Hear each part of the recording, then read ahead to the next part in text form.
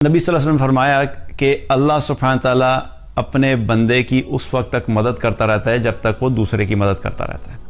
جمال الوجود بذكر الإله وتصفو الحياة بنور هدى جمال الوجود بذكر دوسروں کی مدد کرنا۔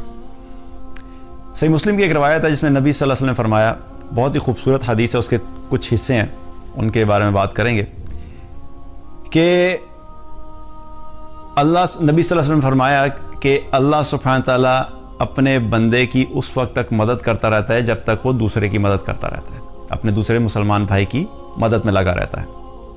یعنی جب تک ہم دوسروں کی مدد میں لگے رہیں گے، نبی صلی اللہ علیہ وسلم کی طرف سے یہ کیا ہے، ضمانت ہے کہ اللہ تمہاری مدد میں لگا رہے گا۔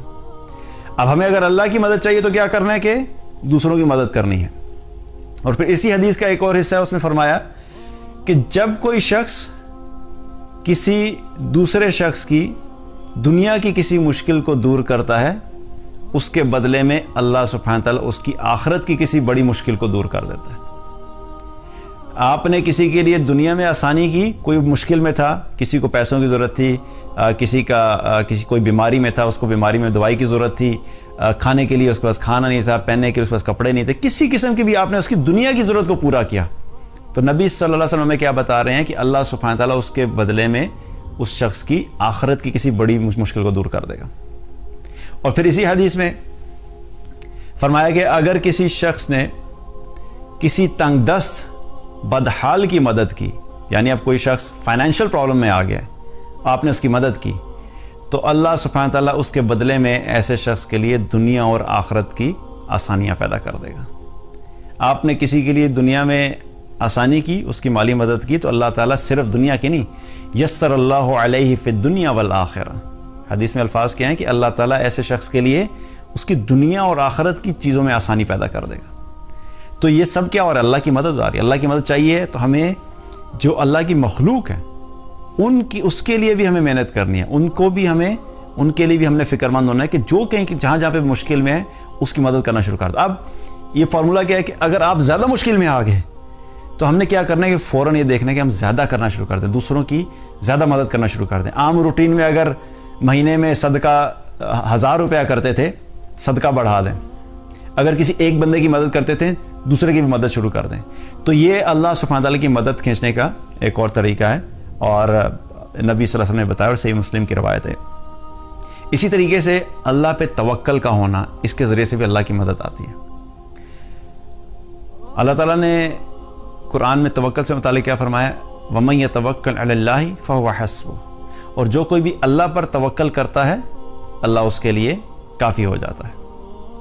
ابراہیم علیہ السلام کو جب آگ میں ڈالا جا رہا تھا تو وہ ان کو جب آگ میں ڈالنے کے لیے پھینکا تو وہ کیا فرما رہے تھے؟ حسبنا اللہ ونعم الوکیل، حسبنا اللہ ونعم الوکیل، کہ میرا بھروسہ، میرا اللہ میرے لیے کافی ہے اور وہی بہترین کارساز ہے۔ تو اللہ پہ توکل تھا، تو جب اللہ پہ توکل کیا تو اللہ سبحانہ تعالیٰ نے ان کی مدد کی، جبریل علیہ السلام کو بھیج دیا۔ انہوں نے پوچھا بھی کوئی مدد کی ضرورت ہے؟ انہوں نے کہا ہاں مدد کی ضرورت ہے، لیکن تمہاری مدد کی ضرورت نہیں ہے، اللہ کی مدد کی ضرورت ہے۔ اور پھر جب آگ میں گئے تو اللہ نے مدد کیسے کی؟ آگ میں کوئی بھی چیز جاتی ہے تو جل جاتی ہے، لیکن اللہ تعالیٰ نے آگ کو حکم دیا، یا نارو کونی بردم و سلامن علی ابراہیم، اے آگ تو ٹھنڈی ہو جا سلامتی کے ساتھ ابراہیم کے لیے۔ تو ہماری سائنس کیا کہتی ہے کہ آگ جو ہے، وہ جو بھی چیز آگ میں جائے گی وہ جل جائے گی۔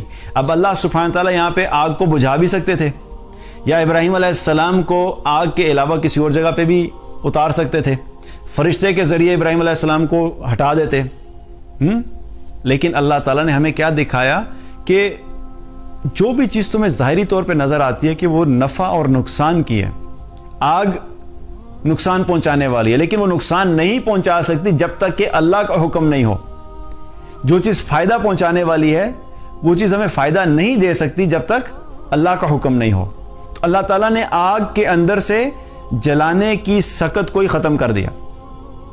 تو اللہ پہ جب توکل کرتے ہیں تو پھر اللہ کی مدد آتی ہے۔ تو توکل کے ذریعے سے بھی اللہ کی مدد آتی ہے، ہمیں اپنی زندگی میں اللہ پر بھروسہ رکھنا چاہیے کہ اللہ سبحانہ تعالیٰ ہماری مدد ضرور کرے گا۔